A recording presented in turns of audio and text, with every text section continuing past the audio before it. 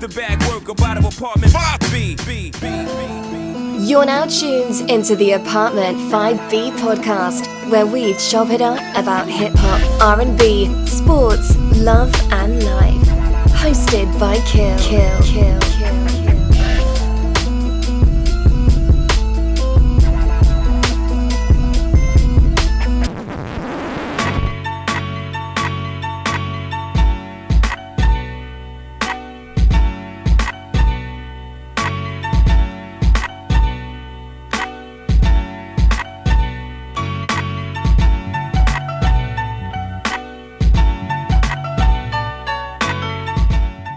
What's good? To the Apartment 5B, hosted by your man Kill. I got my squad in effect with me tonight. As always, ladies first. Porsche, what's going on, miss? How's it going?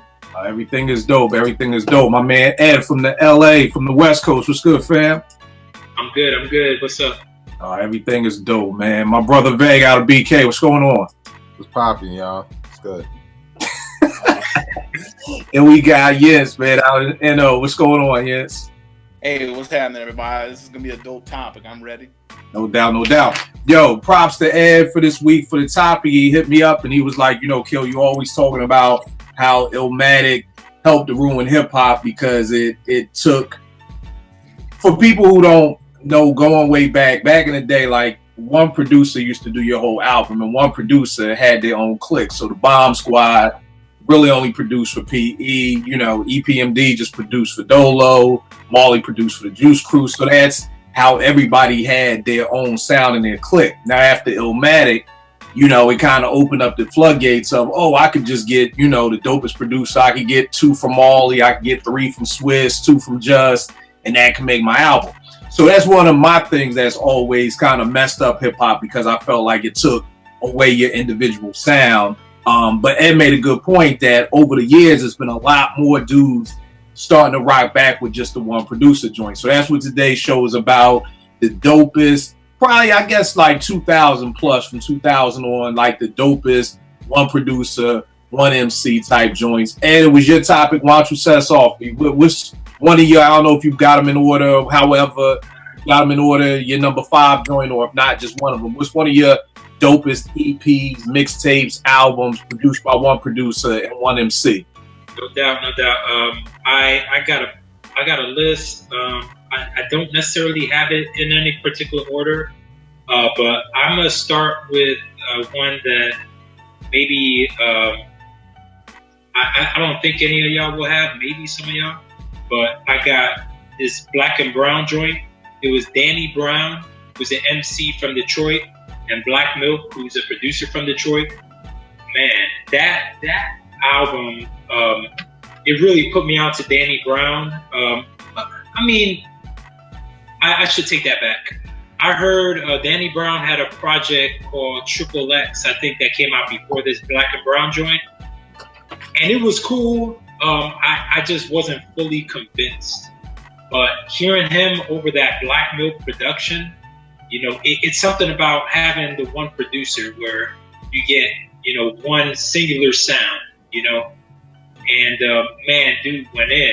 And Black Milk, on the production tip, man, he always brings it, the soul samples, got the ill drums, but it was a dope project, nice, short and sweet, to the point. It was just really dope. Now, was this a full album or was this like an EP? I'd never heard of the boy Danny Brown before. Yeah, I want to say it was pretty short, maybe like 11 tracks or something like that. All right. I could pull it up. Yeah. But it was dope. A few shorter tracks, like to the 2 and 3 minute range. But like I said, to the point, like Danny Brown is dope. Detroit puts out a lot of dope MCs. He's very animated. He's very eccentric, so he talks about drugs a lot. He says some real off the wall shit, But it was a dope project. It was really dope. All right, no doubt. I gotta check that out. Like I said, I never heard the boy's stuff before. Porsche, what's one of your joints, miss? Mad Villainy with MF Doom and Madlib. I kind of got into MF Doom late, like later than probably most people, but I love this album. I think it's like it's got a very long track list, but each song is pretty short, and it's just such a fun, like, I don't know how to describe it. I enjoy listening to it, and it's not an album that, you know, you're gonna listen to and then understand exactly what they're saying from jump. It's one of those ones where you sort of have to listen to it over and over and over, but it's so, I don't know, it's such a cinematic album too. There's a lot of movie clips, there's a lot of like interesting orchestra samples. It's just, production wise, it's amazing. And then Doom's like lyrics are pretty on point. Like he's definitely lyrical, and he's for people who like someone who could spit and someone who's good at that. Like, this album is just phenomenal. So that's one of mine. Definitely one of my favorite joints from Madlib. I ain't the biggest Madlib fan in the world, but this is definitely one of my top, 5 albums from Boom. I'm not the biggest Madlib fan either, but when he partners with MF Doom, it's like unstoppable. Like, they're just so good together, so complimentary, and I can't imagine anybody not enjoying an album with these two. Like, I love it. Yeah, no doubt. I feel like you said, you made a good point.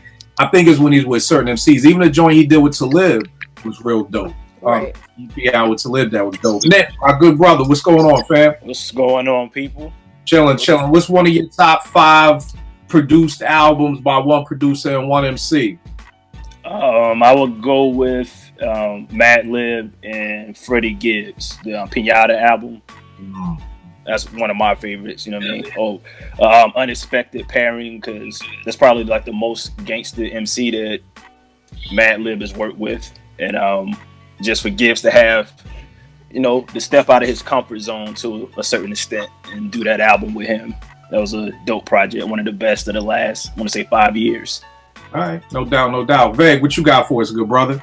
I got Apollo Brown and OC Trophies. When I heard the album, I wasn't expecting, I know Apollo Brown is a dope producer. I know OC is a dope MC, but that never means that the pairing is going to work out, the way you would think. But when I heard that project, man, I was kind of blown away by how dope it was as an album. You can tell these guys really sat down and crafted their lyrics and put together the album to match the theme of the trophy. Everybody wants a trophy for doing nothing.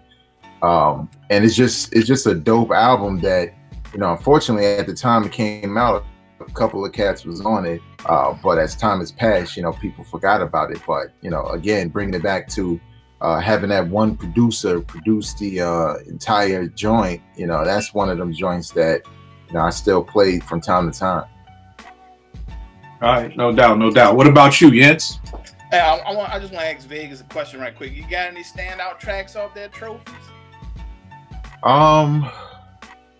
Not really, because like it's one of those albums where I feel like I just put it on, because when I first heard it, I was in the gym and I was on my, all right, let me listen to something new, because sometimes that gives me focus to listen to something I've never heard before. So I was just listening to it straight. And typically, if I'm in the car or I'm traveling and I listen to a new album, I'll look down at a track. But being in the gym, it just kind of flowed. So every time I listen to it, I never really even pay attention to what song is on. I don't even know how many songs is on there. I just hit play and, go to the end. So I don't necessarily have a standout. Right. I agree with you. That album's dope from beginning to end, in my opinion, also. All right, which one of your joints, Jens? I'm going to go with Silk Pyramids from Mayhem, Loren, and Buck Wild. And they got, I'll call out some standout tracks in my opinion. My bad, you said who? Silk Pyramids is the name of the album, and it's from Mayhem, Loren, and Buck Wild on the production. Buck Wild, DITC? Yeah. All right. So, like, there's a song called 100 Miles Per Hour, I think is really dope. There's another joint called QU Cartilage, that's dope. And one other one I would call out would be Where's the Money At? But it's a dope project in my opinion. Buck Wild, I mean, I think everybody on the panel probably should be familiar with Buck Wild as a producer. Mayhem Loren, dope MC in my opinion, and I think it's just an overall dope project. What year did that come out? I missed that. I know he did the job with I think it's relatively new. It might be between 2015 to now. I don't think it's as late as now, but 2015 maybe. Okay. All right, that's dope. That's dope. I gotta look into that joint. I never heard. And you said it's called Silk Lauren? Silk Pyramids. Silk Pyramids. By Mayhem Loren. That's Action Bronson, boy. Yeah. Okay. Oh, he down with Action Bronson? Yeah, unfortunately. All right, cool. All right, my number 5 joint I got is a banger called Home Sweet Home. It was Big Pooh from Little Brother and Knots.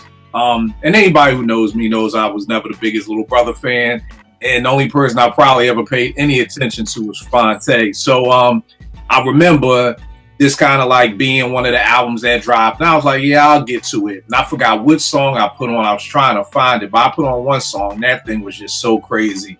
I just ended up listening to the whole album, and it probably stayed in rotation for a good 2 weeks. Pooh killed it. Lyrically, the production, Knots is just a fucking alien. So it was just like that album to me. Just it really showed me how I know what Jens is gonna say, but over the right production, MCs that don't stand out really stand out more for me, because I literally never really paid Big Pooh any mind over Knight's production. But on this, I was like, yo, this dude is, I really been sleeping on this dude. And that's no shots, Jens, because I know what you think. I'm thinking no shots. I'm just, I preferred, Pooh over these Knots beats was just crazy to me. That's my number 5 joint. Eddie, what's another joint you got, bro? All right, I got, I guess I put this number 4. I got King Crook and Statik Selektah. The album was called Statik King. And that one really, because I thought Crooked I was dope. I never really got into much of his solo stuff, but the Slaughterhouse stuff, I think I will probably, if I'm ranking their technical abilities, I probably rank him just below Royce the 5'9". So yeah, I thought he was incredibly dope. But hearing that project was the first time I really took notice for a whole project. Like, there's another point I'll continue on, so I'll make that point later. But yeah, man, I think the production fit well, at least for me, for what I'm looking for in production. I'm in LA, but I'm from the East Coast, so that Statik Selektah production kind of sounded good to my ear, and he sounded really dope over it. So it was good to hear not only Crooked I over that whole project with one producer, but over something different than what he normally does. And the other point I was going to make is I feel like the MCs from Slaughterhouse, their signature projects to me have all been one producer, because Joe had that one, Rage in the Machine, which is with A-Rap Music, which is a pretty dope project as well. All right, no doubt. Nick, what's another joint you got? I'm a roll with I'm gonna go Silent Partner. No, I'm gonna wait on that. Knots and Blue. I don't know if Portia might have mentioned this one already, but it's basically 2 EPs put together. It's like Gods and the Spirits, Titans and the Flesh. And Blue was a dope MC out of Cali. But a lot of his self-produced material is kind of like lo-fi. And when Knots come to the table, you're gonna get that shit to knock. And that's exactly what he gave Blue. So that's one everybody should check that out. I mean, I'll send the link out if y'all don't got it, but that's a dope project, a very dope project. Yo, what's the knowledge on this cat Blue? I've always heard him here and there. I know he was on like that How I Get Over album with the Roots, but I ain't never really heard nothing that made me be like, damn, like let me hear more from Bull. This you will like this. I don't know if you would like his other stuff. I'm just be honest with you. By the production? Yeah, it's real lo-fi, man. Like a lot of his stuff sounds unfinished, like unmastered type of shit. That's the one knock I got to get some. Well, now I'll take that back. The first one, Blue and Exile, Below the Heavens. The Blue and Exile was dope. Yeah. So that one and the one with knots, but the stuff he does itself is very lo-fi. I don't think I like some of it, but I know your ear as a producer, you might not rock with it too tough. All right, no doubt. Porsche, what you got next? Below the Heavens with Blue and Exile. I love Blue. I think he's wildly underrated. Lyrically, he's a powerhouse lyrically. I just love his flow. I love the way, I don't know, like everything about the way he rhymes is just amazing to me. And then pair him with Exile, and it's like, again, they're unstoppable. Exile is so good on production, and yeah, I mean, it's this album is very, very good. Released in 2007. And yeah, I mean, he takes samples, he flips them. You could probably recognize them, but as like just a listener who's not looking for it, like I don't know what they are, but I know that he uses like some pretty well-known samples and whatnot, but he makes them sound great. And Blue just can rap over anything. It's so complimentary. So that one's definitely up there on my list. All right, no doubt. Vay, what you got up next? Say it all the time, man. Do-Rag Dynasty and Alchemist. Yep. Waves is the album. I think what I like about it a lot is the fact, I like the beats a lot. I like the whole, like, cause do-rags, like someone calling themselves Do-Rag Dynasty and using that is old school, basically. You know, even if younger cats wear do-rags, you know where it's coming from. And the beats are just so dirty and grimy, and the lyricists kind of fit that whole mold and idea, you know what I'm saying? And I just loved everything about that album. So, and I felt like Alchemist knew what he was making, you know what I'm saying? Because he has a certain range that he can go. But this was supposed to be like, you know, some gutter stuff, some, you know, everybody got do-rags on the block or whatever it may be. So yeah, I kind of felt like, you know, I listened to it like at least once or twice a year amongst all the other shit. But yeah, man, I thought Alchemist, originally I didn't know Alchemist did all of the beats. I just thought, you know, Alchemist did some, and then maybe a couple of other cats did, but the more I listen to it, the more I get into the beats and shows and the samples and all that. So that's a dope one. 360 Waves, Do-Rag Dynasty. Now tell me this, Do-Rag Dynasty, that's a group of MCs? Is it one MC? Who It's a group of MCs. I think it's 3 of them. One of them we know. There's Planet Asia in it? Planet Asia's in it, yeah. I think Planet Asia is one of them. I have it somewhere on my phone. But Tri-State. Who's that? Tri-State? Yeah, Tri-State. It's another dude like Big Ken or something like that. I don't know. Yeah, Killer Ben. They West Coast. There you go. West Coast? Yeah. What's that? Yeah, West Coast. West Coast? West Coast. Yeah, but it's straight up boom bap. Boom bap, yeah. You know, Alchemist, Hollywood, or Beverly Hills, but he East Coast. Yeah, but yeah, it's straight up boom bap from the rhymes to the beats to the cover. Man, they got the Lakers celebrating the championship. Pat Riley got a do-rag on. Shit is hot. All right, no doubt. Yes, what you got? I'm gonna keep it going with the do-rag guys. I'm gonna pull them Planet Asia with DJ Muggs, the Pain Language album. That album, if you never heard that, man, Muggs, that's some of the best stuff I've heard Muggs do in a long, long time. And Planet Asia is a really dope MC. The title track is a standout to me, and then there's another song also called Splinter Cell. But I mean that the production of that album's so dope in my opinion. I got the instrumental version also. I had to get both, but that Pain Language, DJ Muggs and Planet Asia, I would suggest anybody to check that one out. Yeah, see, this one of the reasons why I like these shows. I ain't heard of half these joints y'all even talking about. I ain't even know Plain Asia still rhymed. I ain't know about do-rags. So I put out about 2 tight ones this year. Yeah, I got a couple Planet Asian ones I might throw out there. Honorable mention for you. now here's the thing. What was the knowledge on dude? Like, I've always seen his name, especially being at EAA with Strictly Hip Hop. But again, he's just one of them MCs that just never, like, what would y'all say would be like, yo, Kill, listen to this if you want to hear Planet Asia, like, do some shit. I mean, that do-rag, the one I just named, there's going to be another one. The one with Gensu Dean?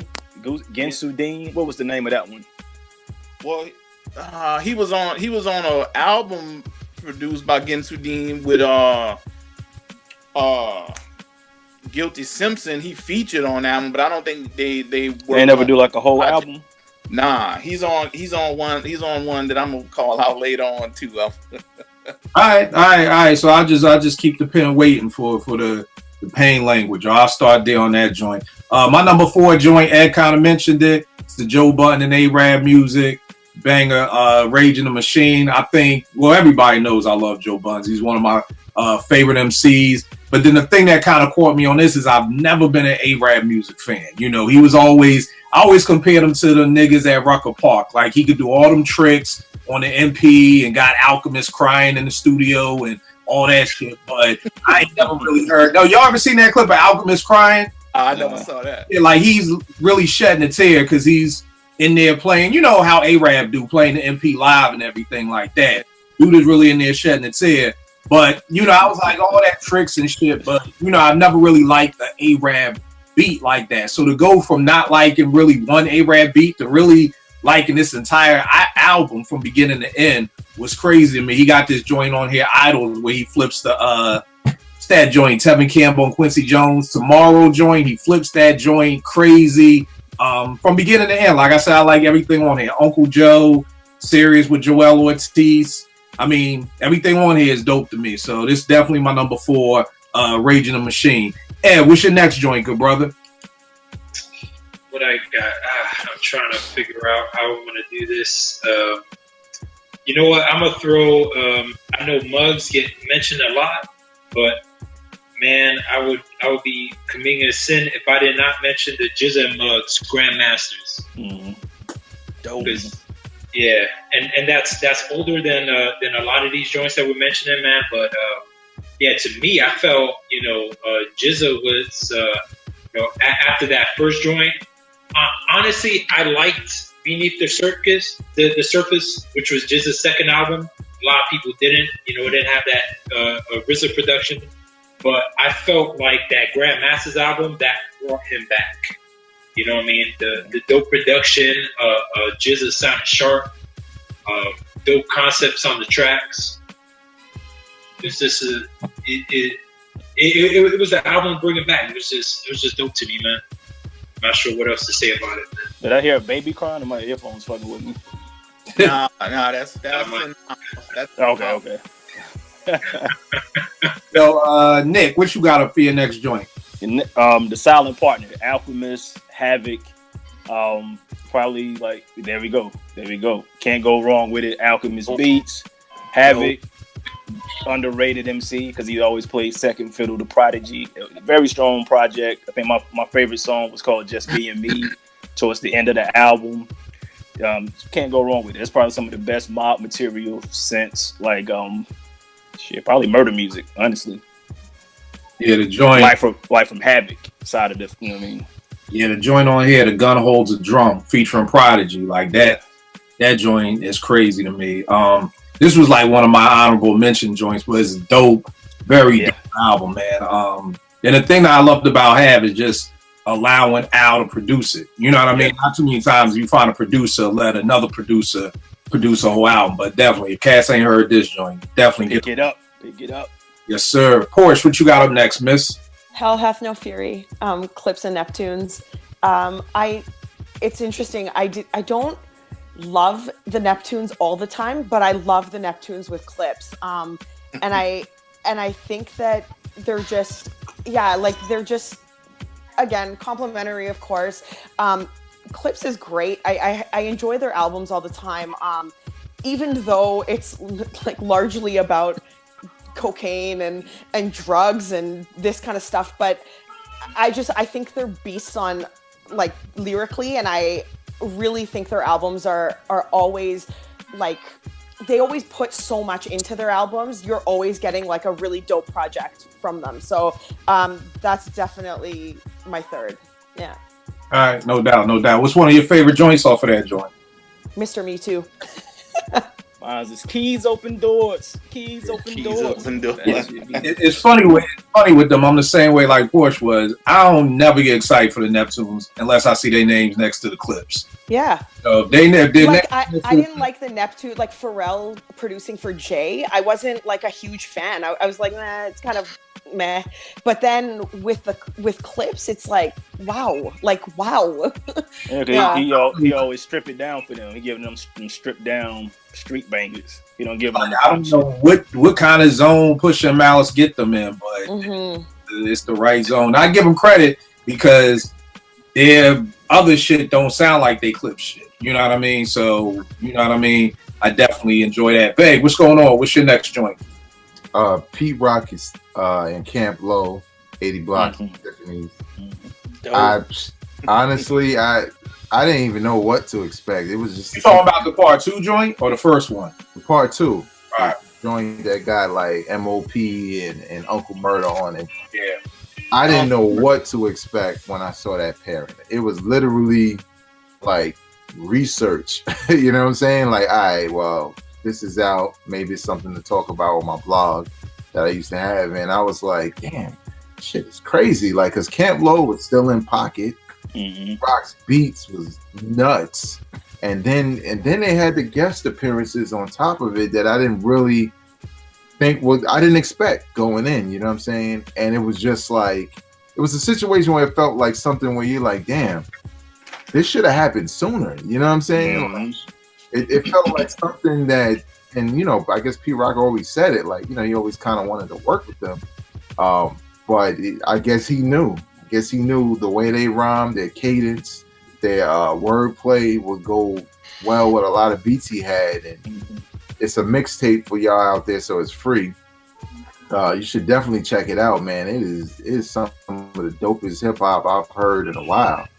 Another mixtape I frequently go back to at least once or twice a year, just to, you know, just need that listen on that joint. But definitely dope. P Rock and Camp Low, 80 Blocks to Tiffany. Yeah, that's one of the good things about the current industry, with hip hop kind of being underground.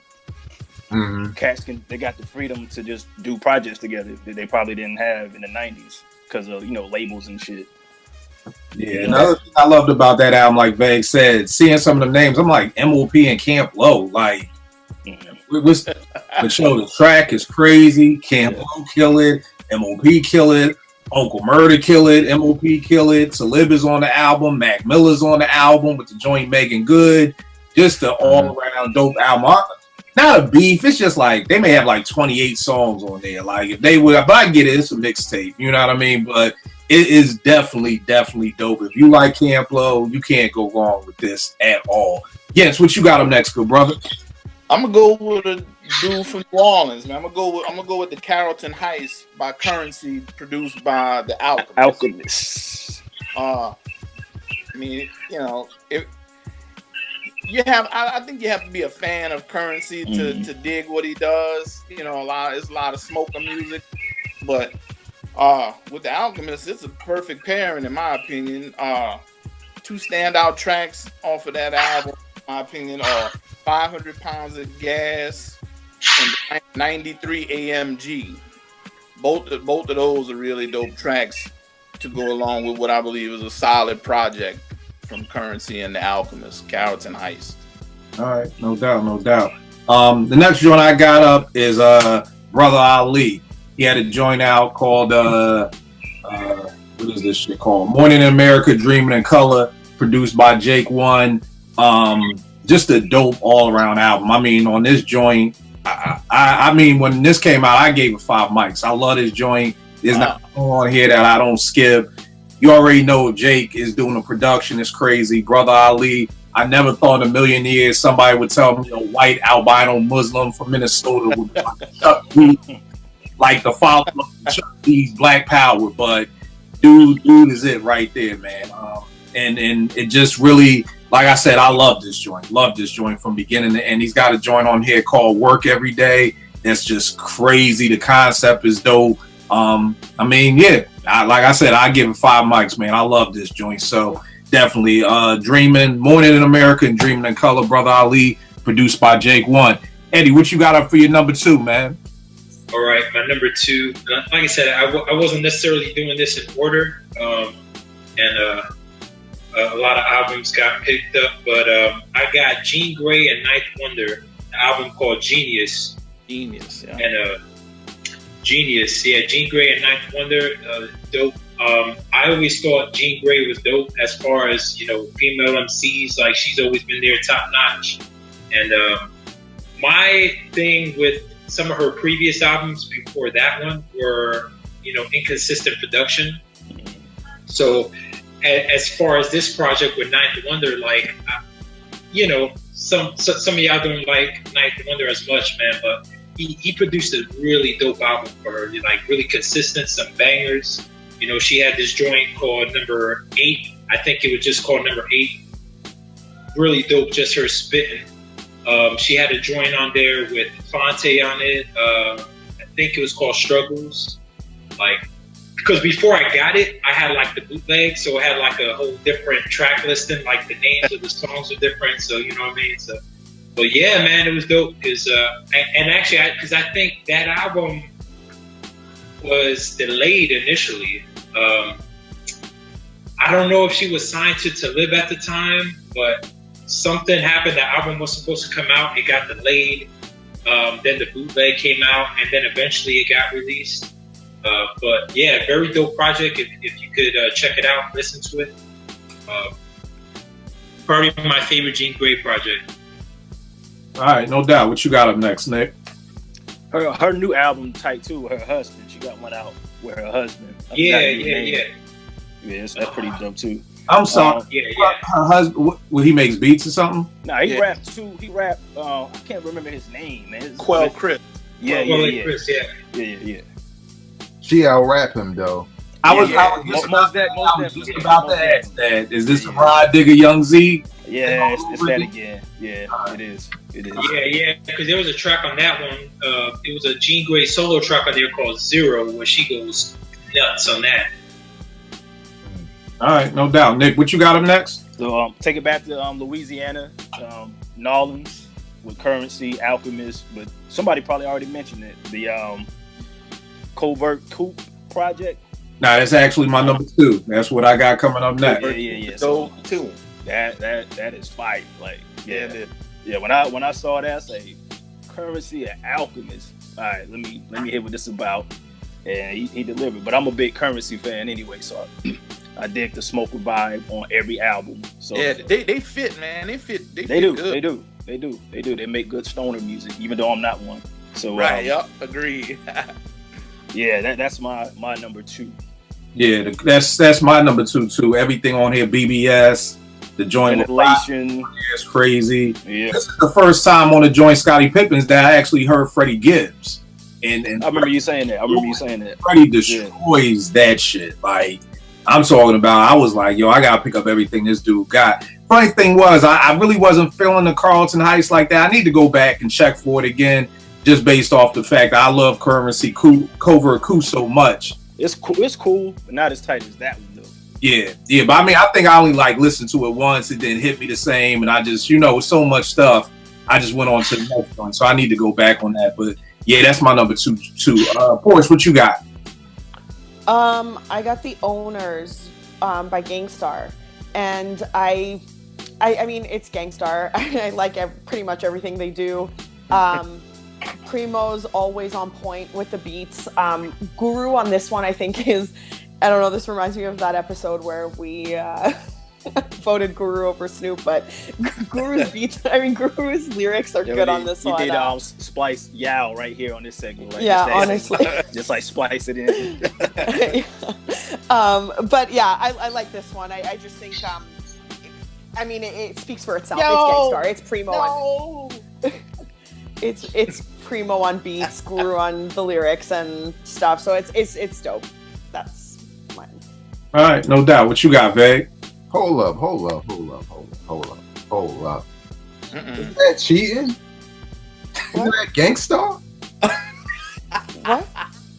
I thought it's like a pairing. I know it's a pairing, but they're a group though, right? Well, Primo's on beats. I mean, like he won pretty. I don't know. Other beats too of a daily operation, hard to earn. No, but this is a 2003 release, so it's different. There was a big lag between this release and the previous one. Vegas. Let me go to my list.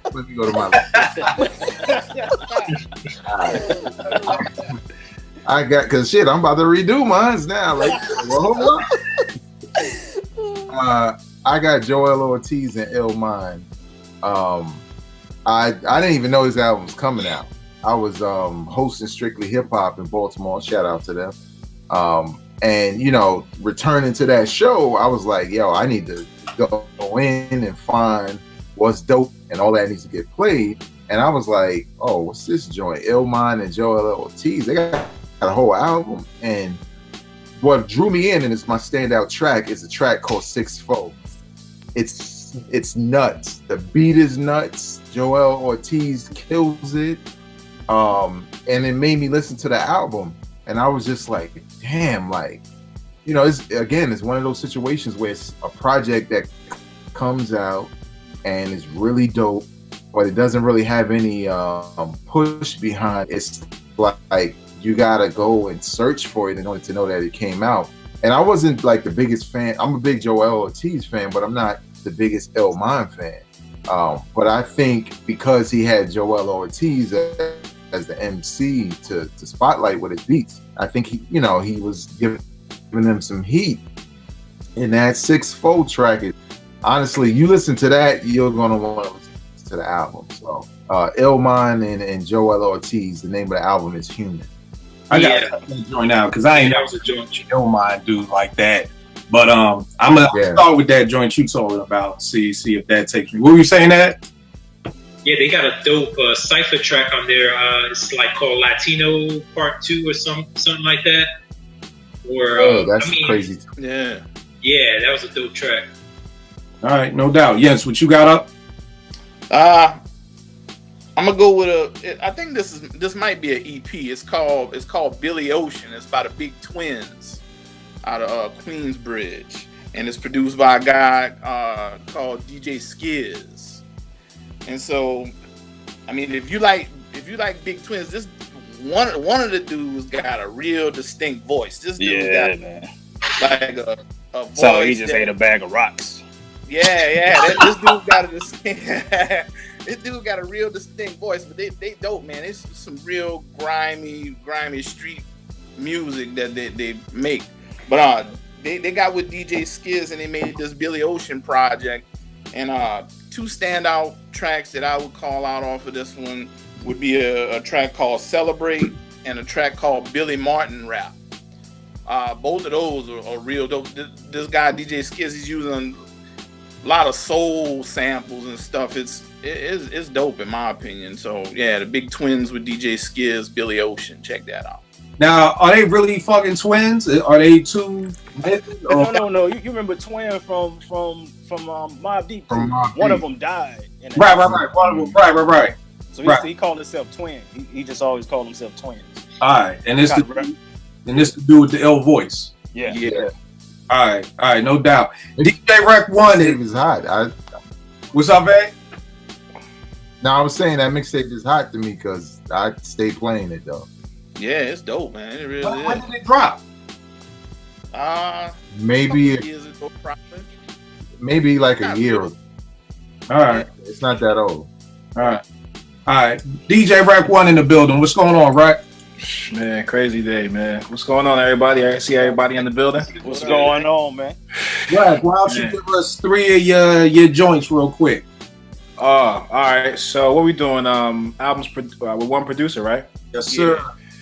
Okay, so something I'm banging real heavy right now, the Crisis and Elzai joint. I love that shit. It's called Crisis or Elzai or Jericho Jackson. Yeah. Let me see. Oh, we always talk about it. The Alchemist currency joint, Covert Coup. We always talk about that. Yes, sir. And surprisingly, man, I don't know if anybody said that I'm chiming in late, but I actually dug the Pooh and Knots joint, man. I really wasn't checking for Pooh, and he came with some joints. I was surprised. I did not know what to expect, man. That dude came with some joints, man. So those three off the top of my head right now, the ones that I can kind of like run to real quick. All right, no doubt, no doubt. Ed, what's your number one? My number one, I have to do it, man. Royce the 5'9", DJ Premier, Prime. And for me, I could say Prime 1 or Prime 2, but I'll go with the first joint because the first joint was that was an unexpected one. That was the one that really made Hez take notice, man. And you know, I think that started this this run, this incredible run that Royce the 5'9" has gone on. That's the starting point right there, man. And just short, sweet. You know, I think 9 tracks. Then they came out with another version that had like 4 bonus tracks on it. But yeah, man, every track dope, man. From the title track. I mean, y'all heard it, man. So there ain't too much to say about it, man. Just heat. Just heat. Yeah, the extended joint. I love the joint. It's I want to say it's Fonte, and I want to say it's MF Doom on it. Yeah. That joint is the highs and lows. Yeah. Yeah, that's crazy. But yeah, I feel you on that. Nick, what's your number one joint? Yeah, Rhett came right in and mentioned it right there. Right there. My bad. No, you good. You good. You know what I mean? Elzai, phenomenal MC, but a problem I have with all of his projects is the production. Yeah. And that's one that I didn't have with this project with, you know, Crisis, who I prefer over Ninth Wonder out of that camp. Yeah. Production was tight. Elzai came with the concepts as he always does. A top 5 LP of this year, like hands down for me. All right, no doubt. I would say like best song would be the To-Do List. That's like track 7. So that's my joint on that album. All right, no doubt. Porsche, what you got? You guys are naming your number ones. This is not my number one. This is probably my 5th one. Just for the record, Take It or Squeeze It by the Beatnuts. And it's self-produced, and I don't love the Beatnuts lyrically. I don't really go to the Beatnuts for like deep lyrics or anything insightful or anything like that's going to resonate. Yeah, it's just clown shit. Yeah, like they just kind of rap about whatever, but their beats are so dope. Like they're so fun. Their albums are so enjoyable to me. I actually don't mind any of their albums. They're not like 5 mic classics or anything, but I love them. They take like on this one, they have like a Roxanne Shante sample. They've got a Mobb Deep sample, and like, it's fun. Lyrically, not at all there, but on the production side, and I'm not really somebody who looks for production, but on the Beatnuts joints, they're always like, they scream great production to me. So I like this one. It's a fun listen. Do I skip any? Not really. Do I do any like stick out? Not really.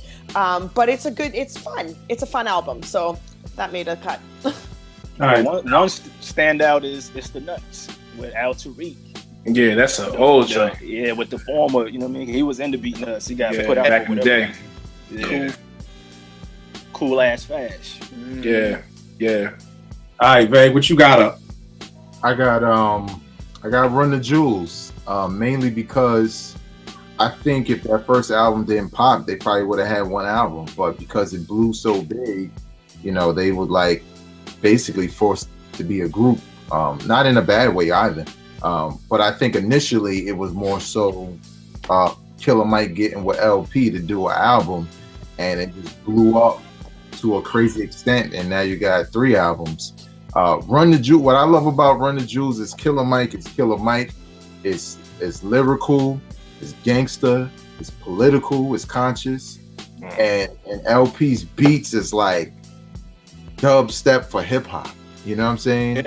And there's nothing in hip hop like it. Nope. I remember when Jay-Z released Magna Carta, Holy Grail, and he had a couple of records that kind of leaned in that direction, but he did not. Whoever did that production, I think maybe Pharrell did some of them. Whoever did that production, I don't think they captured it in the same way that LP did. And I mean, it's like they just a really dope group, man. They music is just energizing. You know what I'm saying? You can't really compare it to nothing. It's not boom bap. It's not party music. It's just straight up. It is what is Run the Jewels. They got their own lane with it, and that's heavily based off of the production and Killer Mike's, and LP's lyricism on those beats. So yeah, Killer Mike and LP, Run the Jewels. Tell me this, babe. Why do you think they blew up? Because I've always wondered that. Because it's like Killer Mike by himself, even with the Outkast cosign, never really blew. LP wasn't really, super known out there. So what do you think it was? Like you said, it don't sound like nothing, but I can't ever really put my finger on why this just blew all of a sudden. I think it's the production. I think the production taps into a crowd that's on that dubstep side of things. You know what I'm saying? And maybe those same dubstep fans like hip hop, you know what I'm saying? But it's hip hop enough to not sound like, oh, well, that's that other, Killer Mike doing that other shit over there. It sounds like hip hop, you know what I'm saying? And it kind of evokes like how Run DMC, like, people forget Run DMC got a lot of rock beats in their catalog, you know what I'm saying? And it feels like that, but not necessarily being that.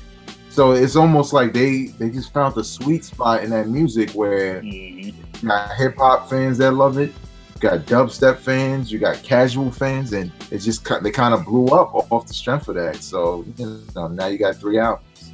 And they gave it away for free at first. Exactly. Yeah, that's crazy. You can do it a free download on their website. Yeah, and you can choose to buy the vinyl or not. Yeah, that is dope. But like, I feel like LP, like his production always kind of been on some futuristic, yeah, like some sci-fi, hip hop, fucking Doom type shit. You know what I'm saying? But that's that ASR 10. Now, who was he in before? Company Flow. It was on Raucous. Yeah, but Fun Crusher Plus. Yeah.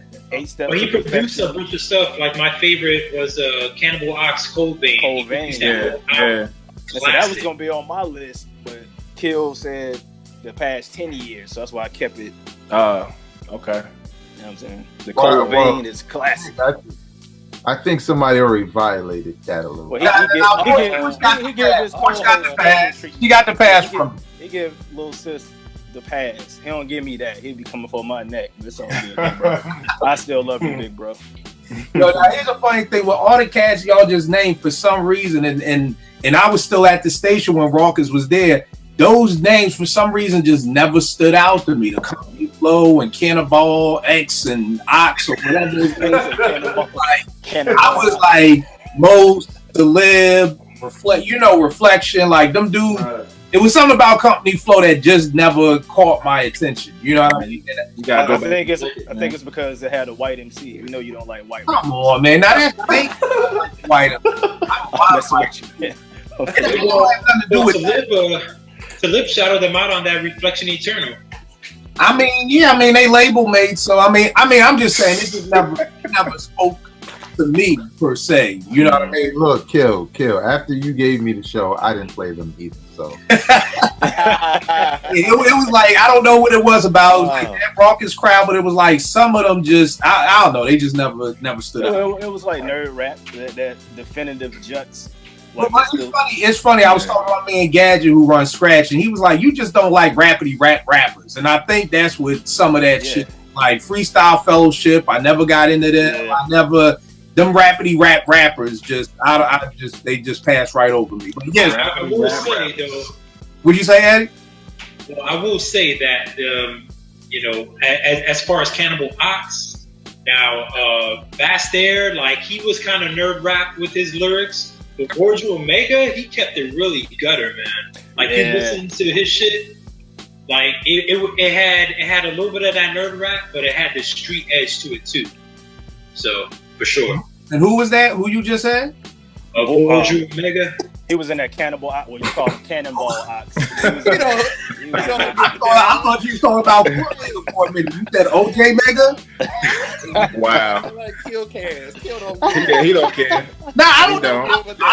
I thought he said Mega. So when I you thinking Core Mega? Yeah, I thought Core Mega. Nah, man. Since y'all been talking, he put that pen down. He ain't wrote nothing down. So don't What you guys say, man? Let me Kill, you know this.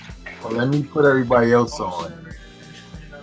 And strictly hip hop, we would have like bins of CDs and shit, and all that Rusty Juck shit with all those catchy names. They would just be that shit for days and unopened plastic. We would just pick that shit up like, nah, I ain't playing that shit. Sorry. Yeah, Rusty Jugs. Yo, what's that like? Rock's brother or something? I know he down with like Rock's brother or something. Or Rock. I think he was down with Rock. Yeah. All right. All right. Yes. Did you say? Cannonball Ox. Nah, I got one. What's your last joint? I'm gonna take it back to Planet Asia one more time for the Golden Buddha album. This was produced by a cat called Izzy Nice. And I'm sorry, you said it's produced by a cat called Izzy Nice? Yeah. You mean like how Guy Tori used to be like, is he funny? Yeah. Okay. Nice. Izzy Nice. So two standout tracks off this Golden Buddha album are You Are King and Fireworks.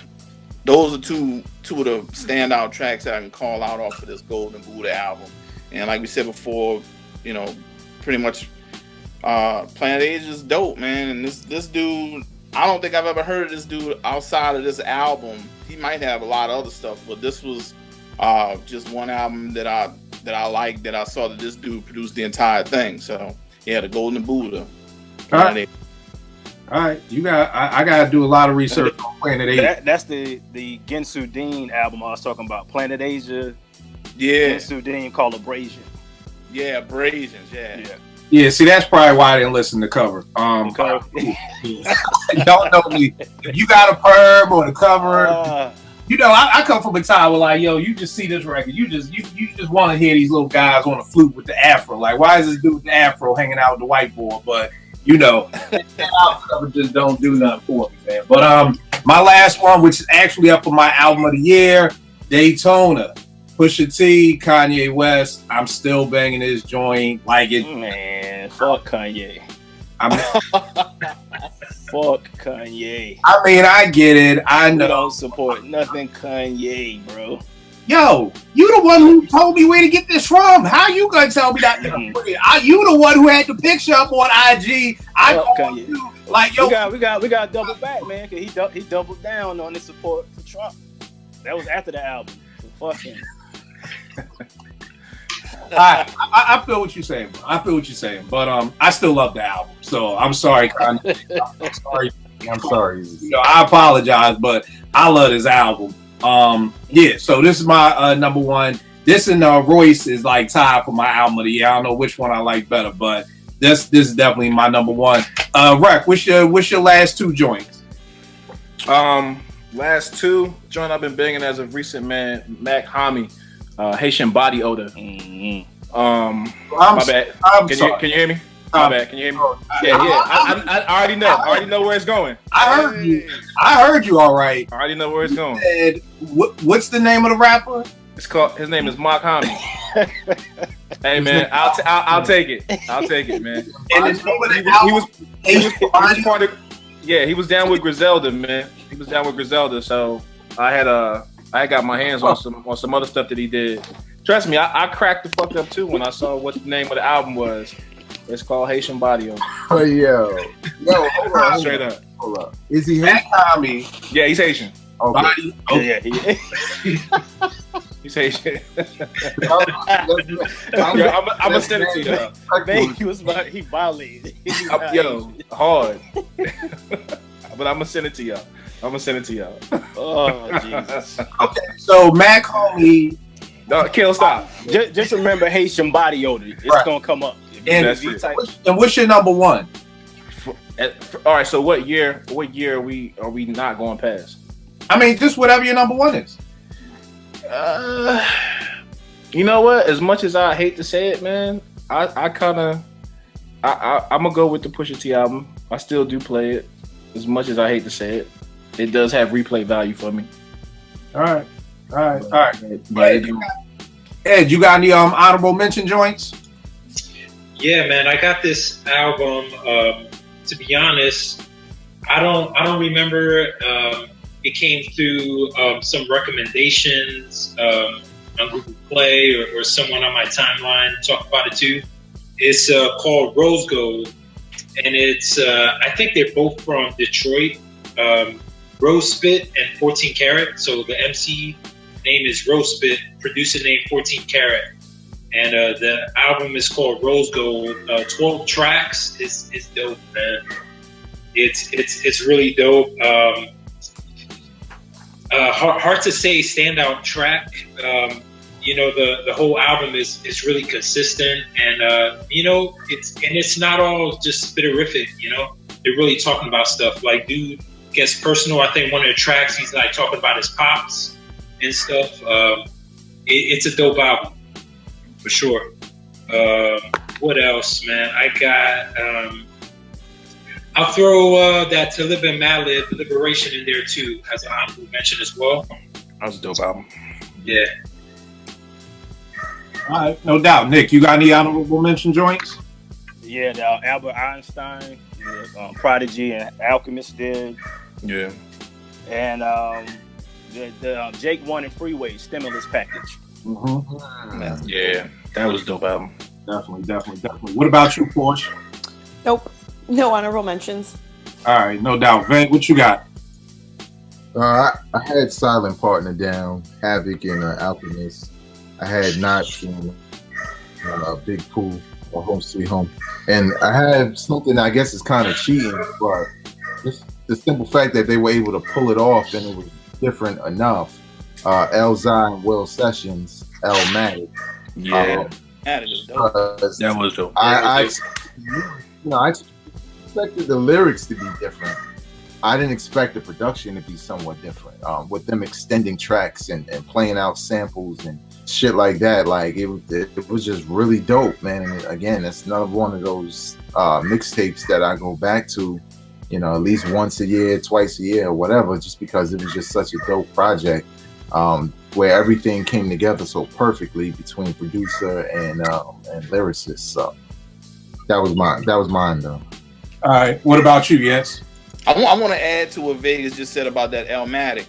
I think that's the perfect way to do a cover, is the way he did it, because he didn't go all and take all of the lyrics. He changed it up. It was like it was his own songs. So I think that was the best part, other than it sounding really dope, was that it wasn't just him going word for word after Nas. So I like that one myself. But my honorable mentions is I got this one, the original Baby Paw. It's a Pete Rock produced album from this dude Data. D-Dot.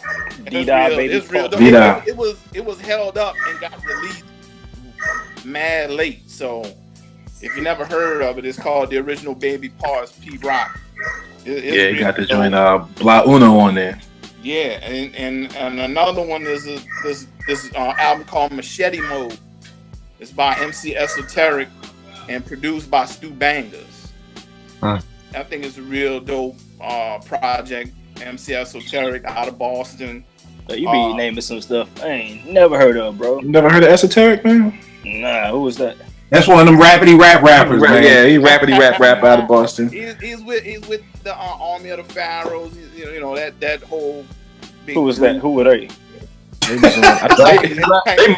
might have been on Ruckus or some like the funk label back in like late 90s. It's like Wu-Tang. It's like 1,000 MCs. Vinny Paz out of Philly is one of the guys. Oh, okay. Yeah.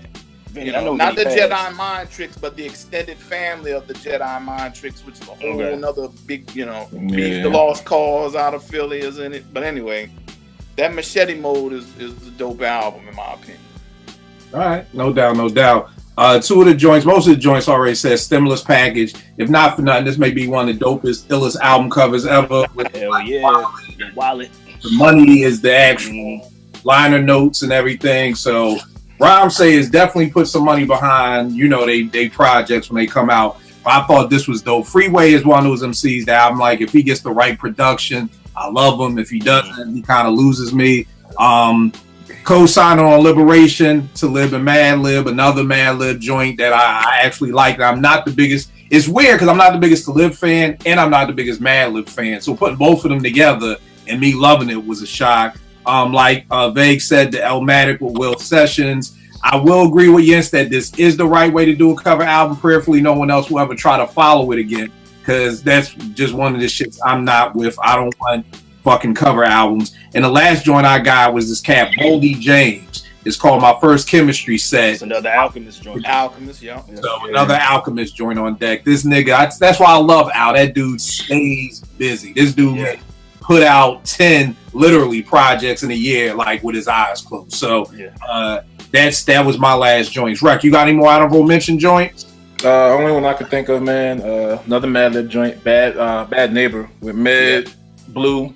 Yeah. Just a banging ass album, man. I know you don't really get down with Madlib Too Tough Kill, but you gotta check that album out, man. The shit is tight. Which one is this? What's it called? It's called Bad Neighbor. That's the name of the group. Neighbor. Yeah. That's the name of the group. Matter of fact, I'll send it to you with the mock comment. Who's in the group? Bad Neighbor. It's Med and Blue. Blue does a lot of stuff with Knox. I know that goddamn rapidy rap niggas. Blue. It ain't on their rapidy rap, man. They pretty much just flowing, man. Morning commute music. That's all. That's it. Rapidy rap. That's it. Oh, I got one more to mention, and I've been against this guy for a long time, but Alchemist, I'm gonna listen to anything Alchemist produces. So Action Bronson had one called Rare Chandelier or some shit. Mm-hmm. That was a good project. But still, fuck AB, but still, that's a good project. My problem with that joint is every time I try to listen to it, like 3 songs in, I just end up grabbing Ghost. Like, I know. I'm 3 songs in, I'm like, fuck it, let me grab Supreme Clientele, or let me grab something from Ghost or whatever like that. All right, give them all the. Oh, you got something there? I got one more I want to mention because I always talk about it, and this I got an opportunity to bring it up and I didn't. One of my homies, Joe Haas, he put out an album with Exile called Dag Savage. Oh yeah, I got that. So it's a dope album compared to a lot of other Exile production. I mean, you get the typical Exile production, but he also has a lot of darker joints on there, so it kind of shows his it shows that he could do other stuff as well. But it was a very dope project. All right, no doubt. Right, give them all the info, good brother, where they can get at you. Man, Twitter at DJ Rep1, Instagram is Worldwide Rep1, and good from there, man. All right, Eddie, give him everything, good brother. I'm on Twitter at EddieD80. All right, Nick, give him everything. Starsky with the Gum Soul. Yeah, Starsky with the Gum Soul and Balloon on Twitter. This will be my profile pic. He'll post it up. Yo, what is that, B? That's the 93 Ton Affinity documentary. Oh, word? Yeah. All right, that's dope. Pretty dope. It's dope. That's dope. Porsche, give him all your stuff, miss. Cherchez Porsche on Twitter and IG. All right. Go ahead, give him everything, good brother. You can follow me on Twitter and Instagram at Vegas World INC.